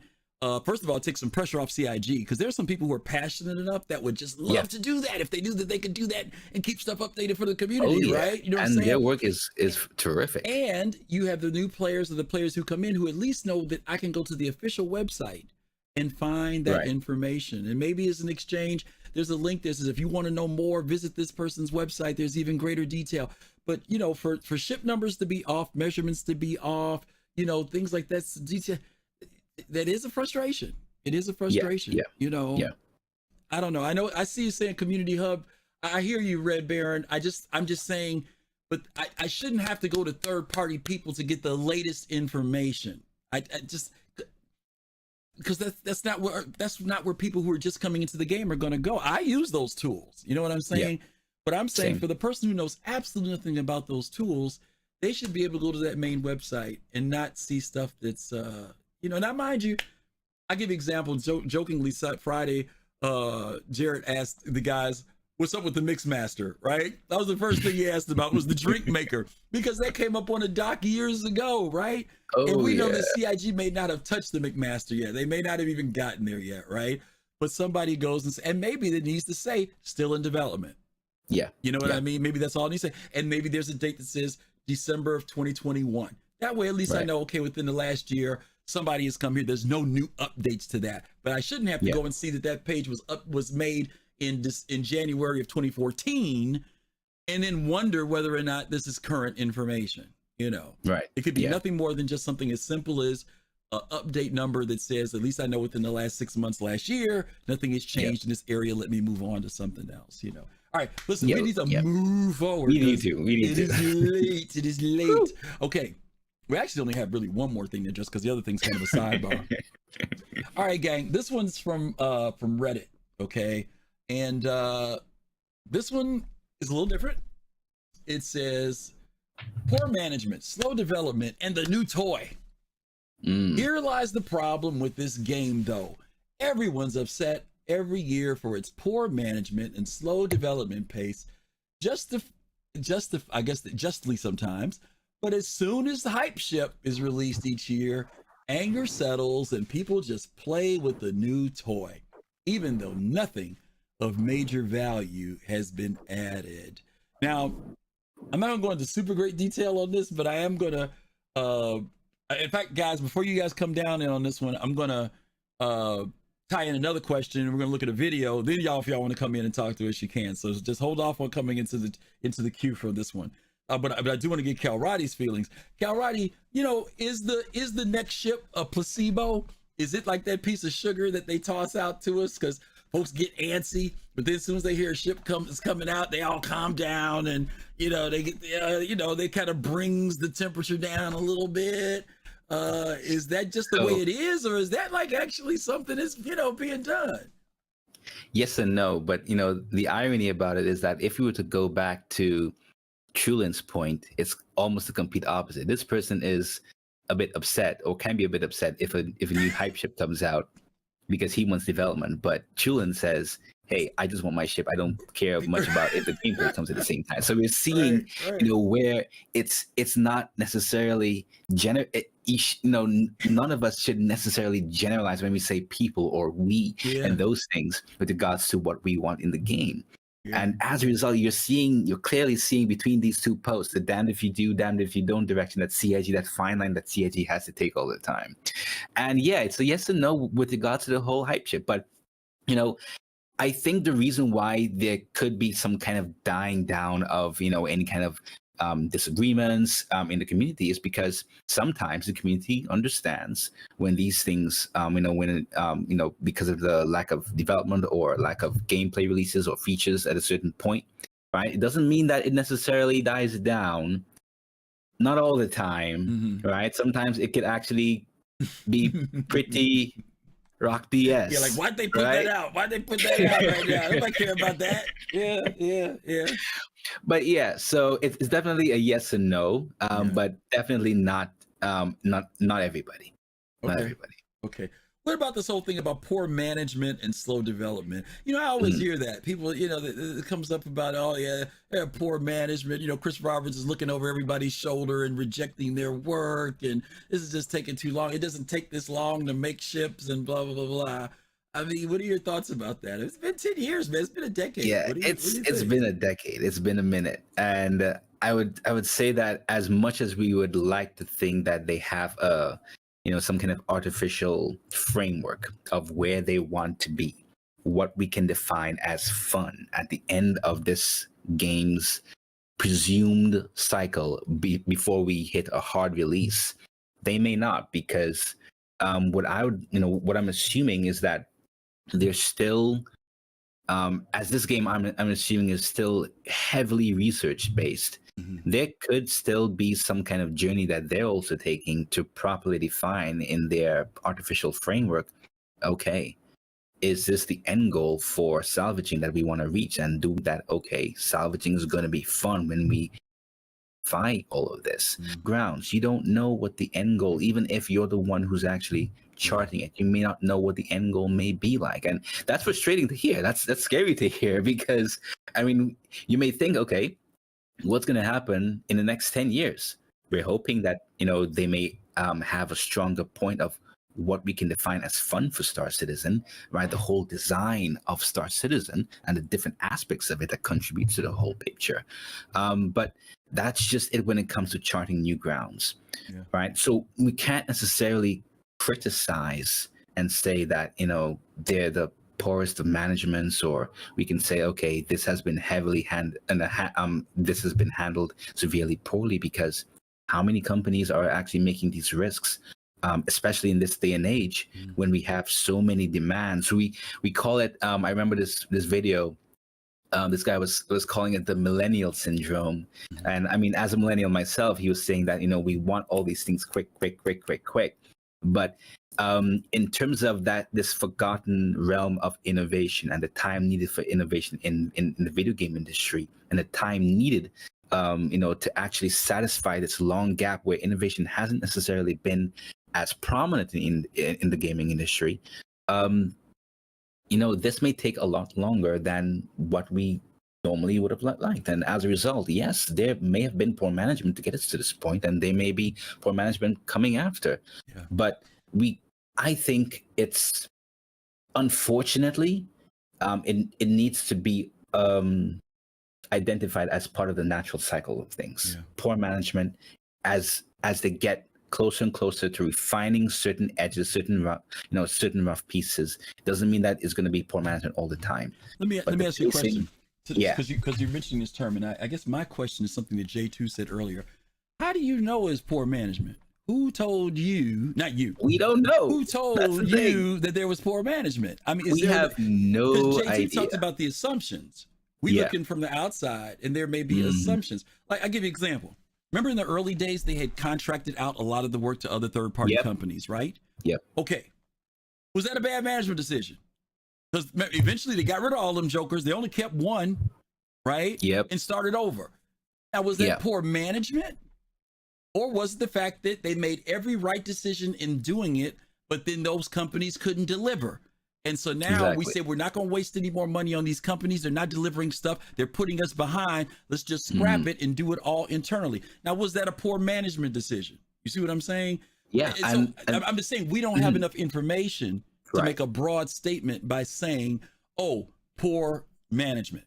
You know? Yeah, and the opposite to that is that if CIG in their developing state way back when tried to do it internally, who knows how many would have said, why don't they just contract it to people who are accustomed to these things? Exactly. Something else you said earlier about determining what's fun. Right? How many of us really know what's fun? Because fun is different and relative, right? For every person, it's different. You ever go see a movie and you walk out of the theater and say, who told them that movie was funny? Or who told them it was scary? Somebody. This is why I don't watch reviews. Dude, listen, somebody amongst the producers, the directors, the writers, right? The artists, somebody from the screening group all thought it was a good idea to put this movie out. Then when it comes out, it's got a freaking 20% Rotten Tomato. And we say, well, who thought this movie was going to be funny? So my point is, in gaming, what is the risk of determining what you think is going to be good? What's going to be great gameplay? What's going to keep people playing not only for, you know, that first month, but they're going to come back and play it 6 months from now and a year from now and 2 years from now. How do you predict that, even with your experience of doing games? Because communities can be fickle. What's hot one week is no longer hot the next week. I mean, there's a whole lot of variables, many points right? of views. So to put these statements across, you know, these blanket statements, poor management, slow development. My question is, I'm not saying it ain't. I'm just kind of saying, how do you know it is? You know, we don't have, J2 said it earlier, as much as we would love to look in the crystal ball based on the information we have, the reality of it is, even if we know 90%, that 10% could be enough. If we knew 90%, 95%, that 5% could be enough to Yeah. make decisions be completely different than what we think the outcome would be. Now, Exactly. for those of you who might want to come in and throw in a comment, this is going to be the time because I'm going to do two things real quick. We're going to watch a video and then we're going to talk about it. Let's move from this one to the next one because I'm going to go to our favorite place, Calrati, Star Citizen refunds on Reddit, okay? Let's Now, do it. I always have to pull this for fun. But this was the post that was there. Happy 10th anniversary, CIG, from Sheriff Freud. Never thought I'd see a company celebrating 10 years of continuous incompetence, mediocrity, and broken promises. 10 years of it, Calrati. How did we suffer through it? Okay, how did we suffer through it? So, He was my therapist. yeah, I know. Okay. Where's your therapist, right? So I'm going to show a video. This is a video that was done by NotGemini in response to this person's post saying happy 10 in their own cynical way. And then we'll come back and talk about it. Okay. So let's take a quick look at this. This is by NotGemini, by the way, guys. Great content creator. 10 minutes showing 10 years of development.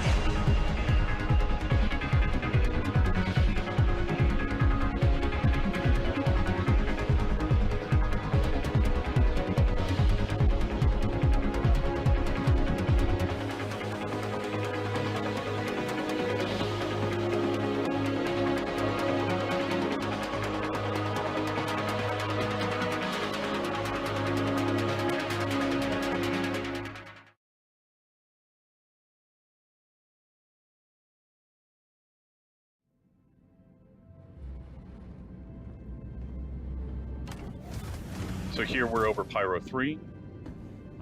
We've come here for a mission to acquire an artifact.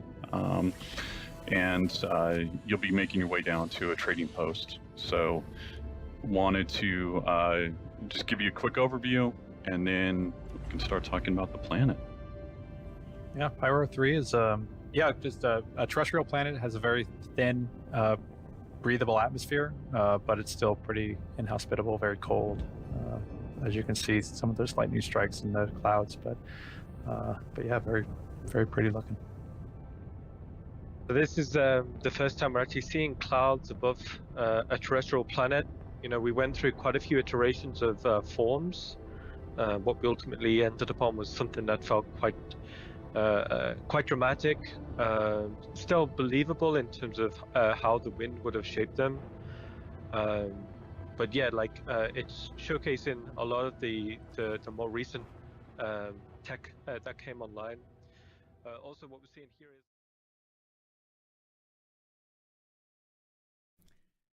Alrighty. So I'm kind of wanted to post that kind of in response to, mediocrity and broken promises and incompetence. I know there were some things in there you probably saw. I always laugh when I see that video in particular, because there's some stuff they show in that video that has come and gone. You know, it's like, it brings back memories more than anything, because and it also lets you know about, when it comes to developing a game, how quite often there are just things that are just out there for testing purposes, right? They may not ever get into our hands, but they're letting us know where they want the technology to ultimately go, right? Exactly. Any thoughts from when you were watching that? Yeah, it's definitely something looking back, and it just goes back to what many of our panelists have said.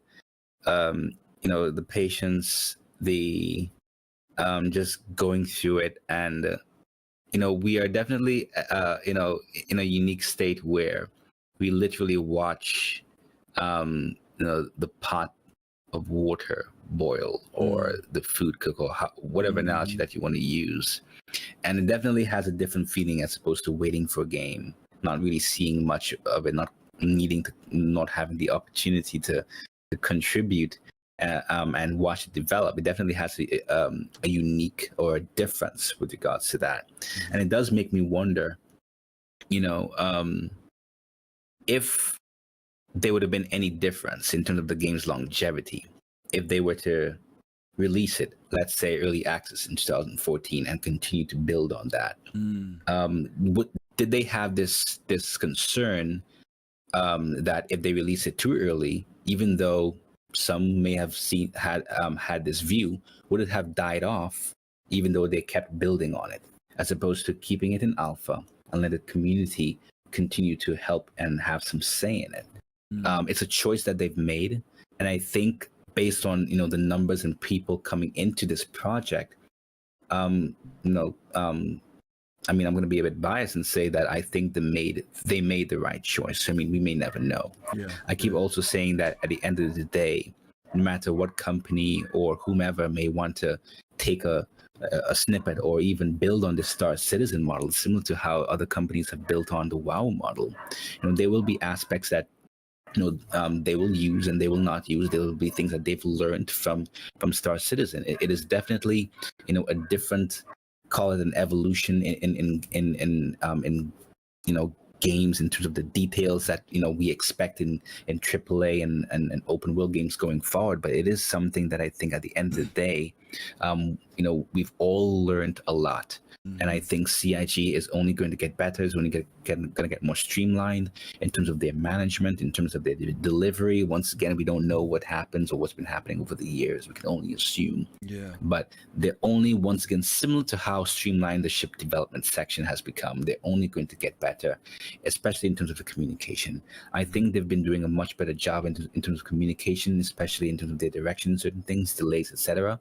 I mean, that doesn't mean that they'll be 100% perfect, but we've seen things become develop over these past 10 years. Just looking at this video, it doesn't mean that a lot of things has not happened. It's just the rate at which some persons thought that it was going to come out. Yeah. That may not have been the reality of it. Yeah. You know, I'm thinking about something you said about what would have happened if it came out sooner. And I think you do have a model for that, and not throwing any shade, just saying this is just what happened. 2012, David Braben and Chris Roberts both at the same time said they wanted to put these games out. Braben released Elite in 2015, and to much acclaim, right? Much success. A lot of players from back in the day, just like folks who were into Wing Commander, people who were into the old Elite, they jumped in, right? Yeah. Then they proceeded to do what you said. You know, here's the base game. Let's build on it over time. Yeah. But as time went by, you saw that became a struggle. Right. And then there's even the aspects of limitation into what can be done, because once that engine's been put out there, even if you want to add stuff, you still become very much more limited in what you can do. And so now, even though Elite is still out there being played, there are some technical issues. The people who are in Odyssey, its latest iteration, cannot interact with the people who were in what was the other one called? Odyssey. No, before Odyssey. Oh, what was the big patch, guys, before Horizons? Odyssey? Horizons, right. Those two communities can't meet up now, right? Yeah. And that's a hurdle for them. They'll have to figure out whether they're going to stay that way or whether it means that they have to do a whole new engine. So, you know, again, whether this is the right decision, you know, Chris went one way, you know, Braben went another way, you know, we'll have to see when it's all said and done. Let's bring some folks in and see what their thoughts are. We'll bring in Red Baron and then we'll bring in Pops. Red, you there? Red? He might have stepped away. Oh, there he is. Okay. Oh, there you go. Hey, man. Yeah, but I just have to turn off the Twitch. Oh, okay. Gotcha. Otherwise, I hear my twice. That's a bit too much. Yeah. The clip you showed last, that was a bit memory lane, of course. I saw from the hangar to the current version, and when we and my friends are playing this game, we always say very jokingly, "Yeah, I know progression, guys," and then we go see the new stuff there. But I think it's also because some people are so often in the verse that they hardly see the changes, the subtle changes in there. It's like. Some people compare it like having a kid grown up. You see that every day. You don't see it, but if someone visited once a year, you see, hey man, that he's grown a lot. Well, you go, okay, oh yeah, sure. And I think this is also the case with people make those claims. There's no progression. They are, I think, a lot if in the game, and they don't see it anymore. They have taken it as a normal. For them, it's a normal. For example, if you see new players coming in, they are like blown away. Like, what the hell? Is this only Alpha? I thought it was released. And you have the same people, or different people. I mean, they play this game as a complete game, and I think that's not a very healthy mindset. I can see why, but I think it's not healthy because it's still littered with bugs. Let's be honest. And if there's too many bugs, I just log off and wait until it's getting better. What can you do, right? Yeah, you know, you can get those times, Red Baron, where you play the game. You know, you have a game session and nothing goes wrong, and you will feel like as if, oh, game's okay, you know. Then you come in the next time and you're crashing like crazy. It can't stay together 10 minutes, you know. You're right. And we have. I'm always going with a certain group, and then he has always all the bad luck, all the bad luck you can think of. He has it, and every time we go into something, and we have some new shenanigans, and then we laugh about it, and then make fun out of the one who has the most bugs. Right. And then, it's also a journey with other friends, and I think the strength from Star Citizen is still having this game with other people you like. The more, the better. All right, good stuff. And I hope that the solo players will see that as well. Yeah, definitely. All right, Riff. Thanks a lot. Glad you enjoyed Memory Lane, buddy. Yes. Okay. All right, let's bring in Pops. Pops, you there? Yeah, yes, I am. Yes, sir. Yo, Got Pops. some thoughts? Yeah, yes, I do. You know, we mentioned earlier about this game is doing things that's never been done before. This is pioneering. So when you look back, and I'm just going to take a quick second, when you look back and see people that have done pioneering, and when you go back, and I'm going to say this like Christopher Columbus coming from there to here, how long did it take? Right? It was what they had at the time. So how fast is it for us to travel nowadays because of technology? But it took time. We have to be patient because this is new. They're going to make mistakes. They have made mistakes, but we have to see the future. And I mean, I understand the excitement. The game is gorgeous. We look at it. It looks great. And that's that's kind of a catch-22 there. It looks great, but it's in trouble. But we have to be patient because this is a journey. We're going on with them.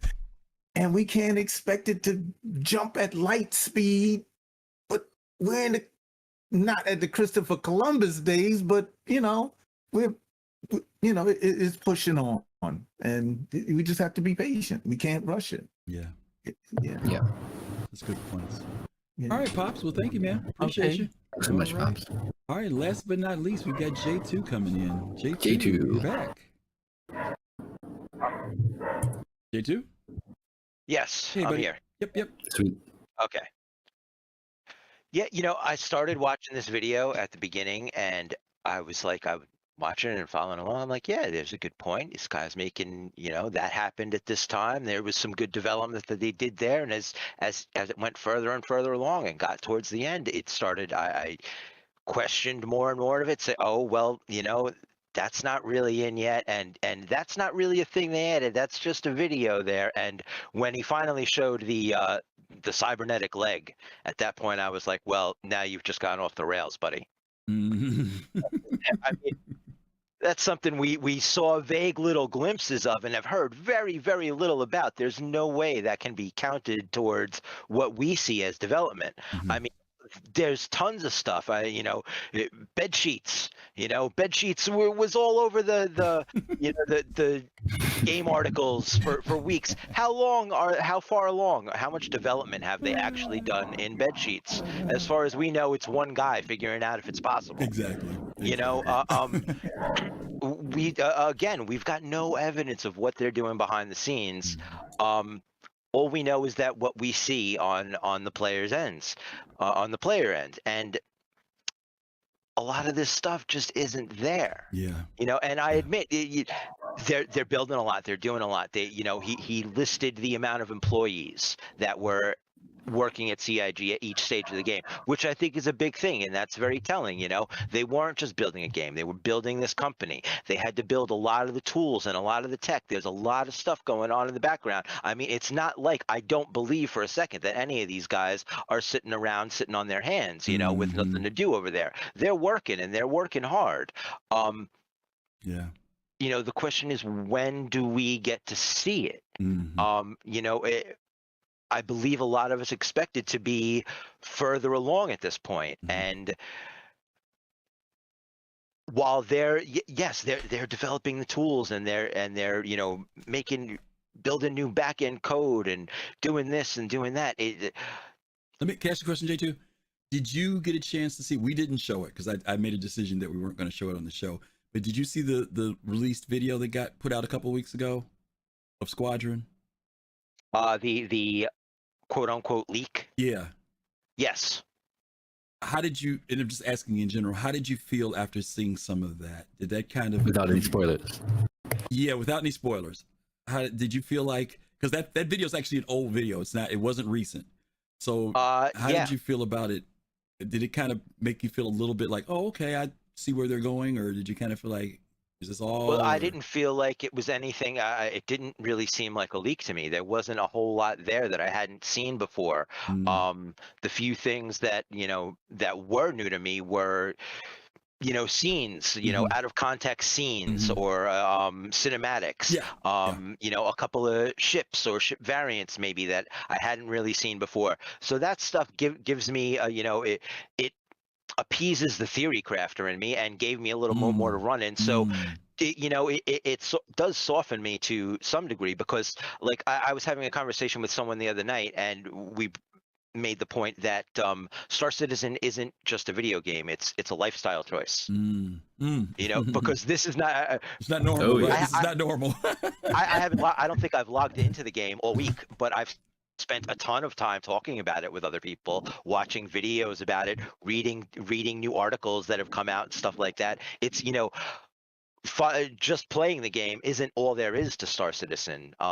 It's the community, and that sound, I don't even like to say it that way, because that sounds so like sugar, Care Bear, goody two shoes kind of thing to say, yeah, I'm here for the community. Well, I mean, I'm here for something to talk about. I'm here, there's a game that interests me, about a subject matter that interests me. There's a group of people that are also interested in it.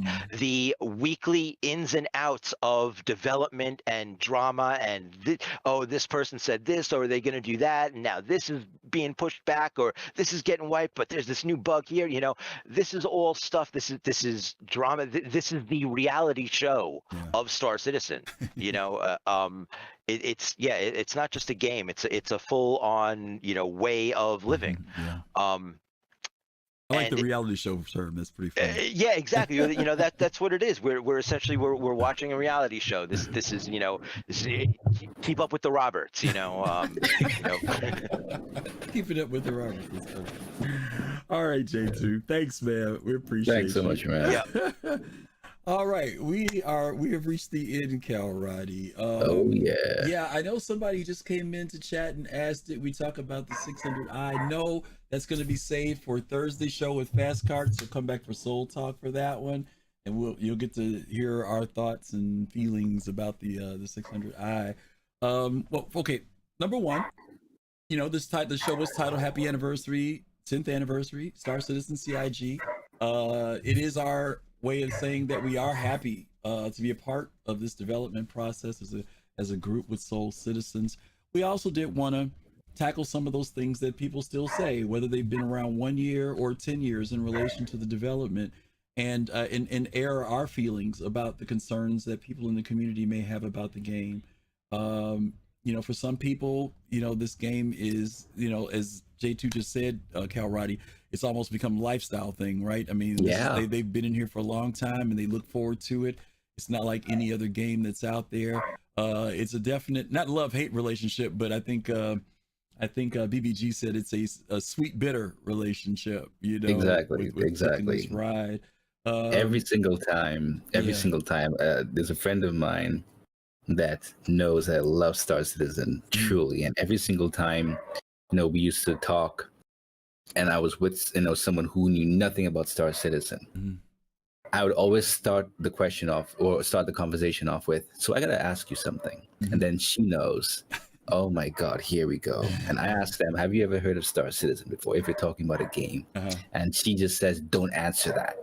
Right? Because she knows that I'm gonna tell that person to sit down. I'm just gonna give them a brief explanation, but that brief explanation is gonna be, this is my life, man. This is my lifestyle choice. You're in the cult, brother. You're in the cult. That's all it is. You got to convert. You got to be out there converting people. I get it. Trust me. There's so many people I want to tell about it and talk to about it. But to explain it, it's so, it's so much. Sit down, grab a cup of coffee. We're going to be here a while. Let me show you this video. Let's talk a while, right? But we do genuinely want to say congratulations, CIG, for 10 years. And we're looking forward to seeing what you guys, do in the future. And we really do hope this game is not just, as we mentioned earlier, the game that comes and goes within 1 year, 2 years, 3 years. But hopefully, for those of us older people, our grandkids will be playing this game, right? But hopefully we'll be, at least another decade we'll be playing it. If 10 years in making it, let's get 10 years in playing it. That would be an awesome thing. Tomorrow is our Sunday show. We're going to be the last, believe it or not, Cal Roddy, this is the last of the Shipyard series. We finally got to the last letter, RSI, and what a way to wrap it up. The company that's based around Chris Roberts Space Industries. So we're going to be talking about the RSI ships, their history, their lore of the company, So hopefully you guys will be able to join us for that. I did say I was going to show some pictures, right? And you know what? And while I was sitting here listening to people talk, me and my dopey self, I could have been like downloading the pictures and getting them ready because I really wanted to do this for a moment. So you guys bear with me. Do we tell them about our Thursday show real quick so that they'll know about that too? Yes. So our Thursday show, Soul Talk, where we talk about many things that happen throughout the week concerning Star Citizen, regarding ISC, SCL, anything post Spectrum post, the newsletter, sneak peek, anything and everything. And you are totally welcome to come talk with us, give your opinions on what you think you understand by a certain sneak peek or by a certain video or post officially made by CIG developers. Just come in, and it's a really, really fun and lively audience and community and group of us. So come join us and be part of the Soul Citizen team. Yeah. Okay, thank you, man. Listen, I'm gonna double back for 1 second to the previous screen before this one, so I can show this off. Okay, so let me turn that off. Okay, now Calrati, you're gonna get your votes on this, guys. Okay, because this was like impromptu when I decided to do this. It wasn't like plain. I didn't have time to put it in the way I wanted to. So here's the first picture. All right, that is Chris Roberts at GDC 10 years ago this month. All right, and he's up making his pitch for Star Citizen and Squadron 42, and that's Chris Roberts 10 years later. What do you think? 15 going on 30. Any changes in him after 10 years? I don't know. I think maybe he's been on the Big Benny's noodles just slightly, a little bit on the right. To his defense, for a project this stressful, and for a project like this, he's doing quite well on the surface. Yeah, the hairline shifted back just a little bit, right? Okay, so this lets you know, like, I mean, seriously, we have seen physical changes in these guys, not just because of the time passing, but guaranteed the stress of doing this game, the hours and everything. Needed. Dude, there's some straight physical repercussions to doing this game, right? Let's take a look. Let's take a look at one more. Okay, we'll have one more that we got to look at here. Let's take a look. Here's a real throwback here. Here's a super throwback here, right? That's Jarrett. 8 years ago, making one of his first appearances. Actually, that was on episode 1 of Around the Verse. Right. And he was a guest on there for that very first episode. And then this is Jared today. All right. Boom. All right. So I don't know. Now he looks like they ain't been paying him enough because he lost weight. So he ain't been eating like he was before, evidently, right? He's gained the wisdom of the gray in the beard, right? He's gotten that in there a little bit more, I think, right? Hairline's about the same, right? Yeah. Okay. All right. So there's that's 8 years later. That's not 10 years later. Okay. But that was one of the earliest ones that I could find. Right. Jared, okay. Yeah. So, working on this game definitely changes you. Let's just say that. I think it does have pretty much. On you, right? Okay, gang. Well, listen, thank you guys again. Don't forget, this is PodSat Saturday. This is when the whole Saturday afternoon and evening is lined up for you guys to take in as much Star Citizen information as you can. So you've been with us. We're going to be kicking you guys over to Paul Shelley, if I'm not mistaken. When you go over there, where's my goofy chat thing? I think we're there. Yeah, cool. Thank you, Fast Cart. You guys are going to go over with Paul, hang out with him.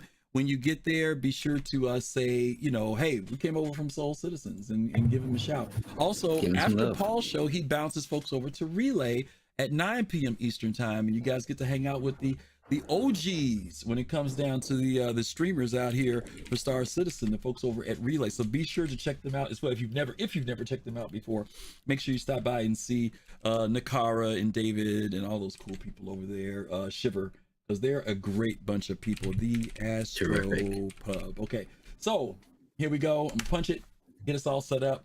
We're gonna send you guys over.